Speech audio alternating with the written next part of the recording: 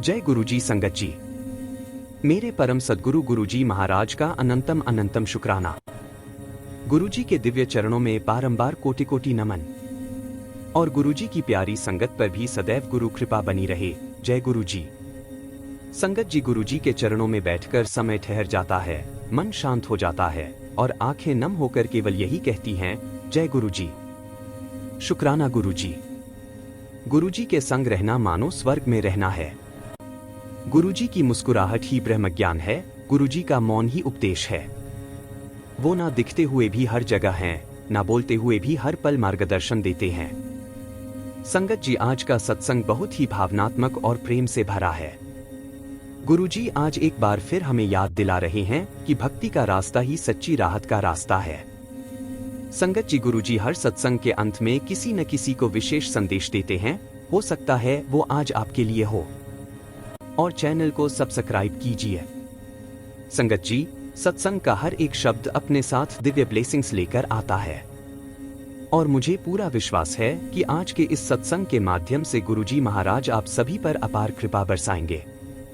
आपके मन के कई सवालों के जवाब भी आपको गुरुजी की कृपा से अवश्य प्राप्त होंगे। तो चलिए संगत जी, सत्संग शुरू करते हैं। आज हम जिनका सत्संग सुनने जा रहे हैं वह गुरुजी की प्यारी और ब्लेस्ड संगत गीता सिंह आंटी का सत्संग है। जय गुरुजी। शुक्राना गुरुजी। मेरे सद्गुरु गुरुजी महाराज के चरणों में विनम्र नमन और गुरुजी की प्रिय संगत को मेरा सादर जय गुरुजी। ओम नमः शिवाय। शिवजी सदा सहाय। ओम नमः शिवाय। गुरुजी सदा सहाय। संगत जी, गुरुजी की कृपा की सीमा नहीं। जो भक्ति से झुक गया उसके लिए गुरुजी का आंचल अनंत खुल जाता है। गुरुजी के संग आने से जीवन में बरकत, मन में शांति और आत्मा में आनंद स्वतः उतरता है। हर चमत्कार गुरुजी की लीला है, हर चमत्कार उनका प्रेम है। संगत जी, मैं गीता सिंह।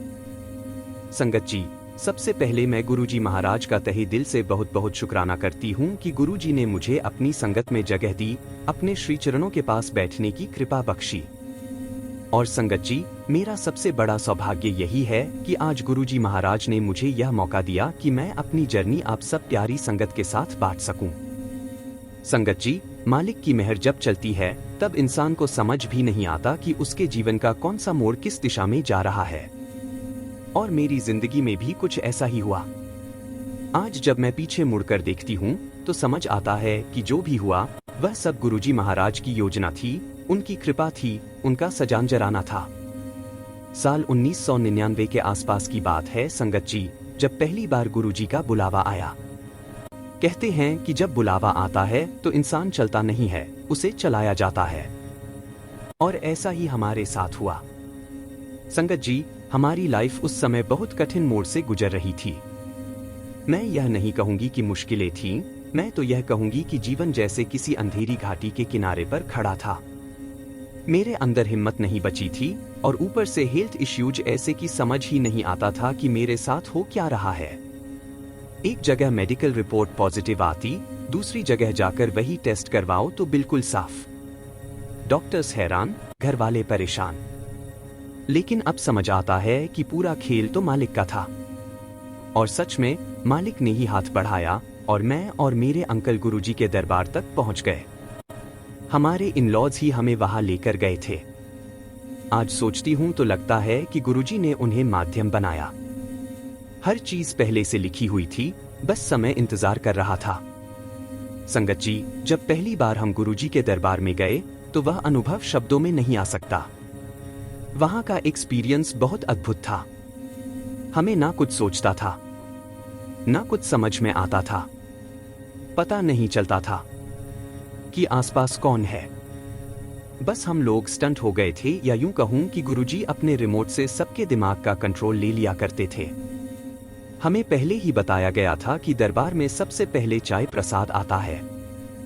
वह चाय प्रसाद भी ऐसा कि हर घूंट में जैसे अमृत। फिर लंगर प्रसाद आया, वह भी ग्रहण किया। और उसके बाद हम गुरुजी महाराज के पास आज्ञा लेने के लिए पहुंचे। अब संगत जी, मेरी फितरत ऐसी नहीं है कि किसी के पैरों में गिर जाऊं। पर उस दिन जैसे किसी ने मेरे अंदर से बोलकर कहा, झुक जा, यह तेरी मंजिल है, और मैं गुरुजी महाराज के चरणों में गिर गई। कुछ सेकंड के बाद गुरुजी ने कहा, जाकर पीछे बैठ जा। संगत जी, मैं उठकर पीछे चली गई। तभी बाजवा अंकल ने हल्के से मुस्कुराते हुए कहा, तेरी एडमिशन हो गई। तब समझ नहीं आया, पर अब समझती हूँ। गुरुजी ने उस क्षण हमें अपने चरणों में स्वीकार कर लिया था। इसके बाद हमारा मालिक के पास जाना नियमित हो गया। दरबार में जाकर बैठना, वह डिवाइन वातावरण, वह कंट्रोल्ड एनर्जी। संगत जी, सच में दरबार में बैठकर इंसान भूल जाता था कि लेफ्ट में कौन है, राइट में कौन है, सामने कौन बैठा है। जब जब चेतना थोड़ी लौटती, तब पता चलता, अरे यह तो फलाना है, यह तो मिनिस्टर है, वरना तो बस गुरुजी ही गुरुजी। एक बार संगत जी, मैं गुरुजी के ध्यान में थी, दरबार में थी, और जब मुझे वापस कॉन्शियस आया तो मैंने देखा कि गुरुजी के चरणों में कोई शख्स बैठा है। मुझे जानी पहचानी लगी।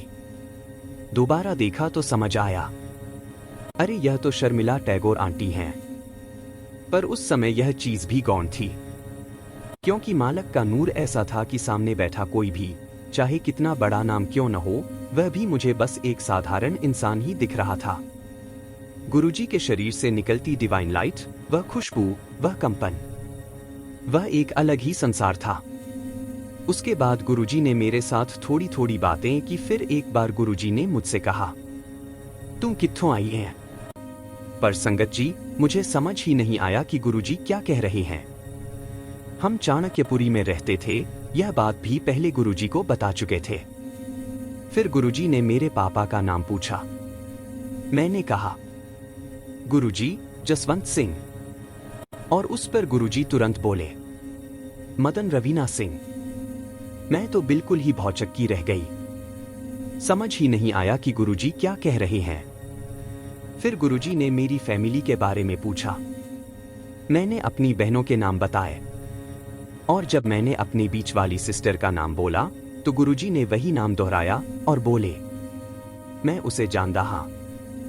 बस संगत जी, गुरुजी का इतना कहना काफी था। उस एक वाक्य ने हमारी पूरी फैमिली की किस्मत बदल दी। आज वह वही सिस्टर एक इतनी बड़ी कंपनी में एग्जीक्यूटिव डायरेक्टर है कि दिल्ली में शायद ही कोई व्यक्ति हो जो उस कंपनी का नाम न जानता हो। और यह सब क्या था? बस गुरुजी की एक नजर, एक शब्द, एक आशीर्वाद। गुरुजी के पास बैठकर यह एहसास होता था कि वह कुछ नहीं कहते, पर सब कुछ कह देते हैं। वह कुछ नहीं करते, पर सब कुछ बदल देते हैं। संगत जी, मेरे हेल्थ इश्यूज, जो डॉक्टर भी नहीं समझ पा रहे थे, धीरे धीरे हवा हो गए। घर की स्थितियां सुधरने लगीं। रिश्तों में प्रेम आ गया। और सबसे बड़ी बात, हमारी आत्मा को शांति मिलने लगी। गुरुजी का दरबार सिर्फ मनोकामनाएं पूरी करने की जगह नहीं, वह एक स्कूल है, एक अस्पताल है, एक दिव्य ऊर्जा का केंद्र है, जहां जाकर इंसान को नई जिंदगी मिलती है। और संगत जी, यह मैं अपने जीवन से कहती हूं। जिस दिन मैं टूट गई थी, उसी दिन गुरुजी ने मुझे पकड़ लिया था। आज जितनी भी खुशियां हैं, जितनी भी स्थिरता है, जितना भी साहस है, सब गुरुजी की मेहर है। हम बस उनके बच्चे हैं, और मालक अपने बच्चों को कभी गिरने नहीं देता। संगत जी, जब गुरुजी महाराज कहते हैं, ये कोई आम सत्संग नहीं, तेरी लाइफ का जवाब इसमें छिपा है, अनदेखा मत करना, ये वचन यूं ही नहीं आए। जब किसी आत्मा के सवाल बहुत गहरे हो जाते हैं, जब दिल का बोझ ऊपर तक पहुंच जाता है, जब किसी की पुकार सच में सुनी जाती है, तब ऐसे सत्संग भेजे जाते हैं। ये संकेत है कि तुझे अब और भटकना नहीं, अब तुझे वो जवाब मिलने वाला है जो तू वर्षों से ढूंढ रही थी, तेरे डर का, तेरे दर्द का, तेरी उलझनों का, तेरी मनोकामनाओं का। ये सत्संग वो चाबी है जो बंद दरवाजों का ताला खोलेगी। तू चाहे जितना खुद को टूटा हुआ महसूस कर रही हो, चाहे कितना ही अकेला समझ रही हो, पर याद रख, गुरु कृपा ने तुझे थाम लिया है। ऊपर से तुझे खींचकर यहाँ लाया गया है ताकि तू अपनी राह, अपना समाधान, अपना प्रकाश पा सके। पुत्र, इसे मिस मत करना। इसमें तेरी लाइफ का असली जवाब छिपा है, वो जवाब जिसे तेरा दिल कब से सुनना चाहता था। बस इसे पूरे मन से सुन ले, और फिर देख कैसे चमत्कार तेरे कदमों में बिछ जाते हैं। संगत जी, अब मैं आपको अपना एक और सत्संग सुनती हूँ। हर रात जब मैं सोने जाती थी, तो गुरुजी से यही कहती थी कि गुरुजी, आप सबके सपनों में आते हो, बस मेरे सपनों में क्यों नहीं आते। मुझे हमेशा ऐसा महसूस होता था कि शायद मैंने गुरुजी को सपने में देखा है, पर सुबह उठते ही सब भूल जाती थी और फिर कहती थी, गुरुजी, मेरे पास भी एक बार साक्षात आ जाओ। संगत जी, अब यह मेरा दूसरा ऐसा सपना है जो मुझे साफ साफ याद है। मैंने देखा कि गुरुजी मेरे पास बैठे हैं, मुझे अपने पास बिठाकर खुद कुछ खिला रहे हैं। उस पल संगत जी ऐसा लगा कि जैसे मुझे दुनिया की हर खुशी मिल गई हो। फिर गुरुजी ने मेरे पेट को दबाया और बोले, तू फैटी लीवर है, और मेरे पेट पर गुरुजी ने अपने पैरों को टच किया। संगत जी, इस बात का पूरा अर्थ तो मुझे नहीं पता, पर मैं सचमुच लंबे समय से पेट दर्द से परेशान थी। लगता है गुरुजी ने मेरे सपने में आकर मेरे सारे दर्द, मेरे कष्ट काट दिए। कुछ समय पहले जब मैंने अल्ट्रासाउंड करवाया तो मुझे गोल ब्लैडर स्टोन निकला। ऑपरेशन का नाम सुनकर बहुत डर लगता है और मेरा ऑपरेशन बार बार टल भी रहा है। मन में बस यही इच्छा है कि कोई ऐसा चमत्कार हो जाए कि मेरी सारी समस्याएं गुरुजी महाराज खुद ही दूर कर दे। संगत जी, मेरा बेटा अभी सिर्फ 16 साल का है, बस मैं अपने परिवार के साथ स्वस्थ और खुश रहना चाहती हूँ। मैंने गुरुजी महाराज के चरणों में एक अरदास लगाई हुई है। जिस दिन वह पूरी होगी, मैं आप सबके साथ अपना शुक्राना सत्संग जरूर शेयर करूंगी। गुरुपा, मैं आपसे बहुत प्यार करती हूँ और मुझे पता है कि आप भी अपनी बेटी से बहुत प्यार करते हैं। अपनी कृपा ऐसे ही बनाए रखना गुरुजी, हमारा हाथ कभी मत छोड़ना। शुक्राना गुरुजी महाराज, हर पल का शुक्राना, हर सांस का शुक्राना, हर बात का शुक्राना। जय गुरुजी, शुक्राना गुरुजी। इसी के साथ संगत जी मैं अपने सत्संग को यहीं समाप्त करती हूँ और जब भी गुरुजी महाराज मुझे आज्ञा देंगे, मैं अपना अगला शुक्राना सत्संग आप सबके साथ जरूर शेयर करूंगी। जय गुरुजी, शुक्राना गुरुजी। ओम नमः शिवाय। शिव जी सदा सहाय। ओम नमः शिवाय। गुरुजी सदा सहाय। जय गुरुजी। संगत जी, अगला सत्संग हम गुरुजी की प्यारी और ब्लेस्ड संगत गुरनूर अंकल का सुनेंगे। चलिए सत्संग शुरू करते हैं। जय गुरुजी, शुक्राना गुरुजी। गुरुजी के पावन चरणों में मेरा बारंबार कोटि कोटि नमन और गुरुजी की समस्त प्यारी संगत को मेरा हृदय से जय गुरुजी। ओम नमः शिवाय। शिव जी सदा सहाय। ओम नमः शिवाय। गुरुजी सदा सहाय। संगत जी, मैं गुरनूर और मेरी गुरुजी महाराज के साथ की यात्रा कब शुरू हुई यह तो सिर्फ वही जानते हैं, परंतु संगत जी मेरी जर्नी गुरुजी महाराज के साथ 2016 में शुरू हुई जब मुझे कैंसर डायग्नोस हुआ। संगत जी, मेरे कैंसर की रिपोर्ट्स बेहद खराब थीं। कैंसर फैल चुका था, कीमो शुरू हो गई थी, एक कीमो हो चुका था और हर नई रिपोर्ट पहले से ज्यादा खराब निकल रही थी। उसी दौरान द्वारका में रहने वाली मेरी रीतू भाभी ने कहा कि क्या तुमने सारे अपने हाथ पैर मार लिए हैं, सारी कोशिशें कर ली हैं? मैंने टूटी आवाज में कहा कि हाँ, अब मैं पूरी तरह हार चुका हूँ। तब भाभी ने कहा कि केवल एक बार मेरे कहने पर गुरुजी के पास चलो। मैंने भाभी से कहा कि भाभी, एक तो मुझे बीमारी हो गई है तो मेरे घर वाले मुझे कहीं जाने नहीं देंगे, लेकिन भाभी ने कहा कि कोई बात नहीं, तुम बस गुरुजी से अरदास लगा लो, रास्ता खुद बन जाएगा। संगत जी, तब तक मुझे गुरुजी के बारे में कुछ भी नहीं पता था, ना कोई सत्संग सुना था, ना कोई तस्वीर देखी थी, लेकिन जब सारी उम्मीदें खत्म हो जाएं तो इंसान खुद ब खुद भगवान के चरणों में गिरता है। और संगत जी, मैंने मन ही मन गुरुजी से अरदास लगाई। मैंने पहली बार मन ही मन गुरुजी से कहा, अब सब कुछ आपके हाथ में है, मैं आना चाहता हूँ और आप ही मुझे लेकर आएंगे। और यही वो पल था जब मेरी जिंदगी बदलनी शुरू हुई। मेरा दूसरा कीमो सेशन एम्स में चल रहा था और उसके लिए मैं एम्स आया हुआ था। और संगत जी, मेरे साथ मेरे फादर आए हुए थे। और संगत जी, मैं हॉस्पिटल आते आते 3-4 दिन हो चुके थे और हॉस्पिटल वालों ने कहा कि अभी आपको 2-3 दिन और आना पड़ेगा। तभी मुझे एक बेड मिल गया और पिताजी चले गए। मैंने बस मन ही मन कहा, जय गुरुजी, और उसी क्षण सब अपने आप सहज होने लगा। गुरुजी ने मेरा रास्ता बनाया और मैं यहाँ से ऋतु भाभी के यहाँ जा पाया। वहाँ उन्होंने मुझे गुरुजी के बारे में बताया और वहीं परवीन आंटी भी मिली।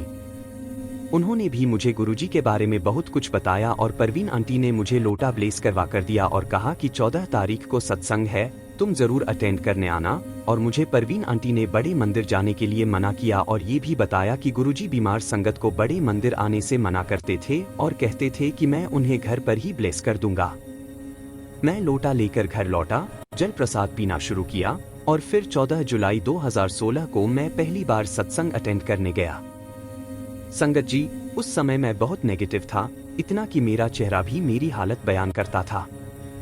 तब तो संगत जी मैं किसी से बात भी नहीं कर पाता था, दिल टूटा हुआ था, पूरा मन निराशा से भरा था। और आज गुरुजी के ग्रेस से मैं आप सबके साथ सत्संग कर रहा हूँ। संगत जी, उस दिन दरबार बहुत खूबसूरत सजा हुआ था, बहुत संगत आई हुई थी, तो मैं अंदर वाले कमरे में बैठा हुआ था और बहुत रोएजा हुआ था।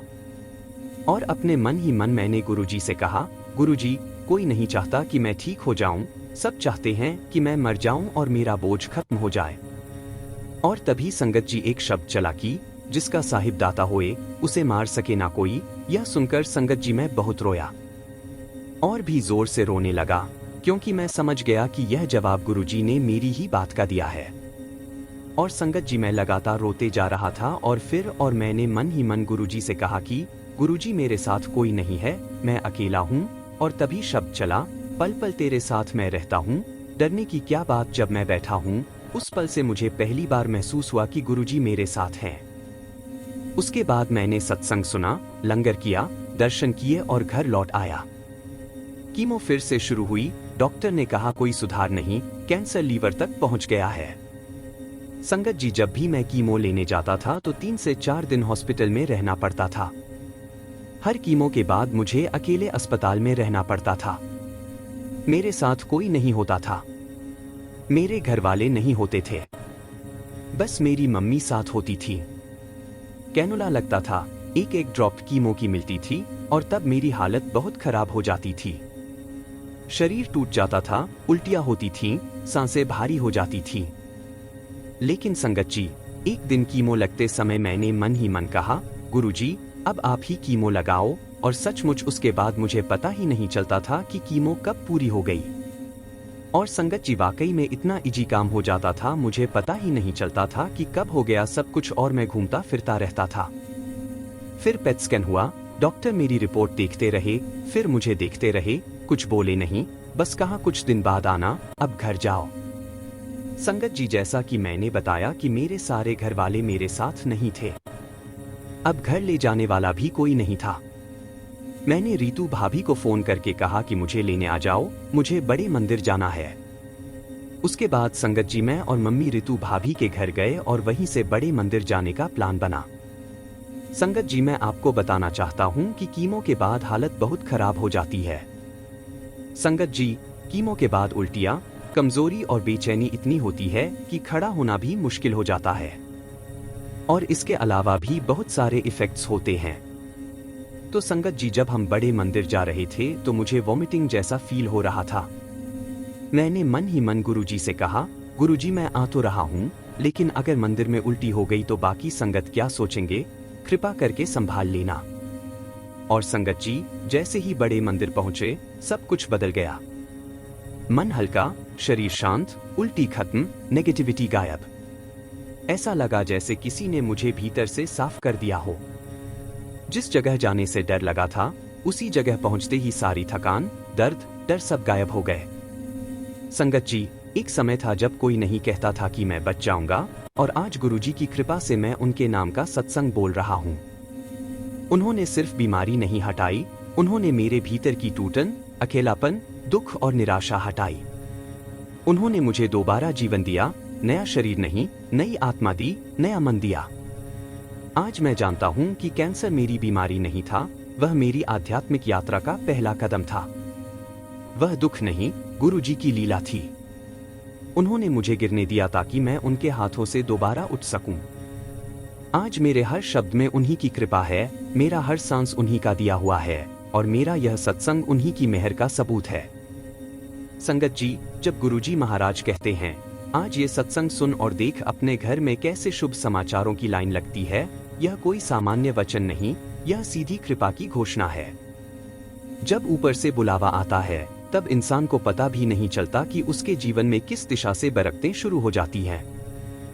आज तू जो यह संदेश पढ़ रही है, यह संकेत है कि तेरे घर की रुकी हुई राहें खुलने वाली हैं, तेरे भाग्य की कड़ियां जुड़ने वाली हैं, और जो शुभ समाचार तू महीनों से इंतजार कर रही थी, वह अब दरवाजा खटखटा रहा है। इस सत्संग में वो शक्ति है जो उदासी को उजाले में बदल देती है, रुकावटों को हटा देती है और मन के डर को शांति में बदल देती है। तू बस इसे दिल से सुन ले और देख कैसे तेरी जिंदगी में गति आ जाती है। जिस काम में रुकावट थी, उसमें आसानी होगी। जिस इच्छा को दबाकर रख दिया था, वह पूरी होने की राह पकड़ लेगी। आज का दिन तेरे लिए साधारण नहीं है। यह शुरुआत है शुभ समाचारों की, खुशियों की और उस कृपा की जो तेरे घर को भरपूर करने वाली है। बस सुन और चमत्कार को होते हुए देख। संगत जी, फिलहाल मैं इसी के साथ मैं अपने शब्दों को विराम देता हूं। संगत जी, और जब भी गुरुजी महाराज की कृपा होगी, मैं अपना अगला शुक्राना सत्संग आप सबके साथ जरूर शेयर करूंगा। जय गुरुजी, शुक्राना गुरुजी। ओम नमः शिवाय। शिव जी सदा सहाय। ओम नमः शिवाय। गुरुजी सदा सहाय।